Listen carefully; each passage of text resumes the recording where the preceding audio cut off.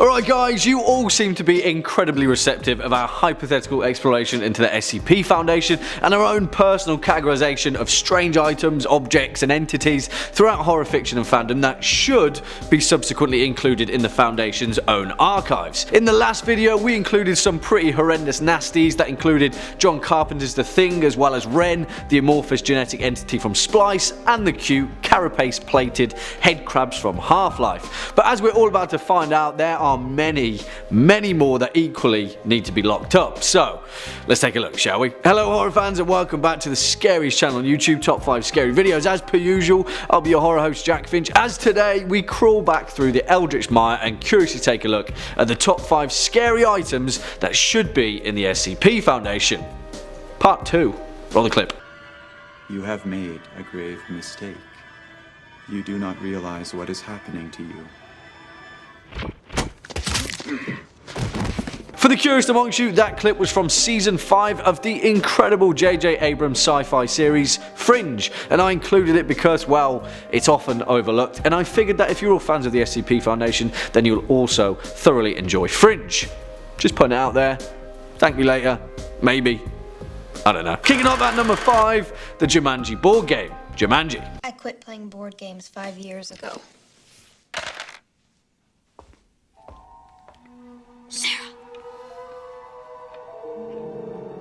A game for those who seek to find a way to leave their world behind. Of course, this anomalous board game finds itself on our list because, in all reality, as soon as one kid mysteriously got sucked into its supernatural jungle and then later emerged as a bearded, bare-chested Robin Williams, RIP, the Foundation would be all over it like red ants on a honeyed up forehead. It was first introduced in the 1981 short story by Chris Van Allsburg and then later popularised in the fantastic 1995 film, and really I have nothing bad to say about Jumanji. It's insanely good. But let's not have that detract from the fact that when we boil it down, the concept of the Jumanji board game would have terrifying real world implications. You roll a dice, your piece moves on the board, and then it manifests forward any number of horrifying creations that the jungle can spit out. Bats, plague-riddled mosquitoes, lions, man-eating vegetation, a stampede of rhinos, quicksand, crocodiles, or the evil hunter from the darkest wild, Van Pelt. Come on guys, it's got SCP Foundation stamped all over it. Oh, and also we can't forget its equally supernatural board game brother, Zathura, because anything that can summon a black hole with the roll of a dice kind of needs to be locked away. Next up at number 4, Sadakos videotape, Ringu.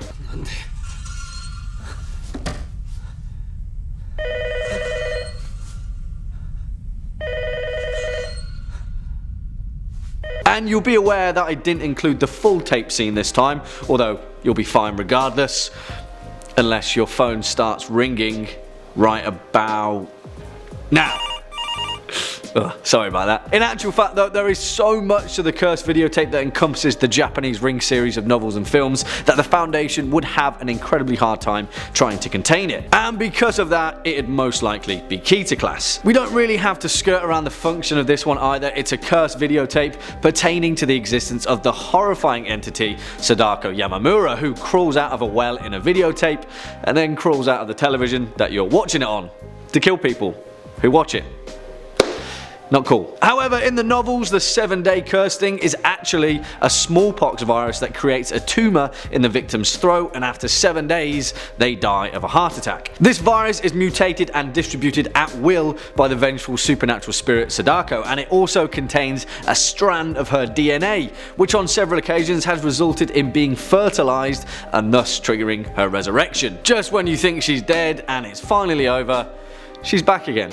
Yeah, this one's going straight into containment, hopefully in a room that is perpetually on fire that no one can ever enter. Swinging in at number 3, the Venom symbiote, Marvel Comics. Eddie? What was that? Oh, I have a parasite. Yeah. And of course, the only thing we have to highlight from that film is Tom Hardy's fantastic performance as Eddie Brock. 2003 called They Want Their CGI Back. Anyway, as well as terrifying entities, I'd quite like to also include some anomalous fictional items that could potentially be beneficial to the Foundation. Just like with the pet Headcrabs from our last list, who were pretty cute. So enter the Venom symbiote, well, specifically all symbiotes because there's an entire planet of them. And a foundation that also had the power of the Clintar symbiotes would be an incredibly powerful fictional organization indeed. The symbiotes are a race of highly powerful parasitic entities that seek to bind with a humanoid host, often taking on their mental and personal attributes, which results in further augmenting their powers. Without getting too bogged down in the Marvel Universe canon, just imagine how insane it would be for a Venom symbiote to bind with any number of the entities within the SCP Foundation's containment. SCP-076, also known as Abel, combined with the Venom symbiote. Holy moly. SCP-106? Nah, I'm good, thank you. What about SCP-682, the Unkillable Lizard, combined with the Venom symbiote? The multiverse would be doomed. Coming in at number 2, Necronomicon Ex Mortis, Evil Dead.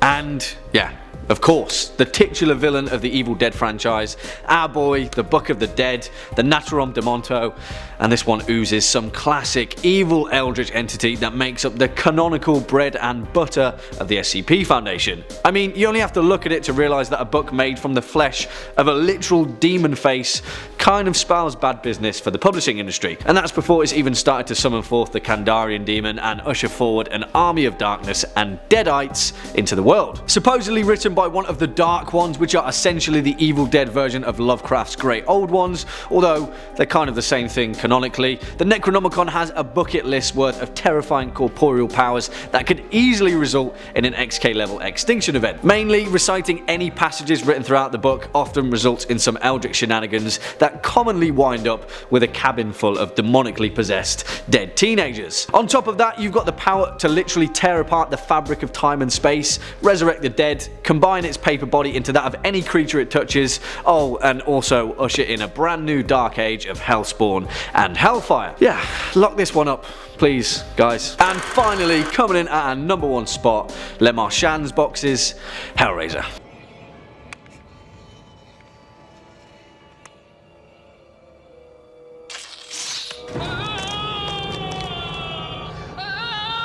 And I specifically say any of Le Marchand's puzzle boxes because all of them should be rounded up, locked away, shut in a big old chest with all of the keys dissolved in a vat of acid. But mainly the layman configuration. Sorry guys, I'm just covering my due diligence. I don't want any Cenobites sniffing around again. Sorry, probably shouldn't have said that either. Anyway, as the events of Clive Barker's fantastic Hellraiser series outline, Le Marchand's puzzle boxes were created by Philip Le Marchand, a character from Barker's novella The Hellbound Heart, who was revealed to be a mass murderer who uses human fat and bone to construct his mysterious Cenobite summoning vessels. Although there are other boxes throughout the Hellraiser film series, as seen in both Hellraiser 2 and Hellraiser Hellworld, most of their powers are otherwise unknown. But as we all know, in the original Hellraiser, Kirsty Cotton uses the layman configuration, stolen from her abusive father who had previously used it to deglove his entire body. Oh, and also it summons Cenobites, the demonic hosts that reign over hell, who are demons to some but angels to others. If I'm being honest, Pinhead and his Order of the Gash would more likely be a nuisance to the SCP Foundation, but the layman configuration is a literal pager to hell. So yeah, of course, it makes the top spot. Well, there we have it, horror fans, our list of the top 5 scary items that should be in the SCP Foundation, part 2. Why don't you let us know your choices in the comment section down below. Before we depart though, let's do the old bamboo and read out some of your more creative comments from over the past few days. First up, Alexander Grimtoten says, "Hey Jack, I was wondering if you were into the Dresden File book series. Love the show, man. Keep it up." Well, hey Alexander Grimtoten, cheers my man, much appreciated. And yes, I am definitely into the Dresden Files, and my man Jim Butcher continues to be the coolest geezer in horror fantasy fiction. He's even got a Reddit account. Cheers buddy. Next up, Brian Van Hal says, "I swear Jack, I love these videos. I especially love your Lovecraft videos. I got interested in Lovecraft after playing Bloodborne and researching a bit about Miyazaki's inspiration. So a few days ago I decided to buy Necronomicon, the best weird tales of H.P. Lovecraft, and I got to say, I absolutely love it." You know what, Brian Van Hal? Thank you, man. Keep being weird, guys. Well, on that emotional note, it's about time I lamented out of here. Just stick around all the way until the end. If you're a fan of this video, make sure to hit that thumbs up button, as well as that subscribe bell, and I'll be seeing you in the next one. As per usual, I've been your horror host, Jack Finch. You've been watching Top 5 Scary Videos, and until next time, you take it easy.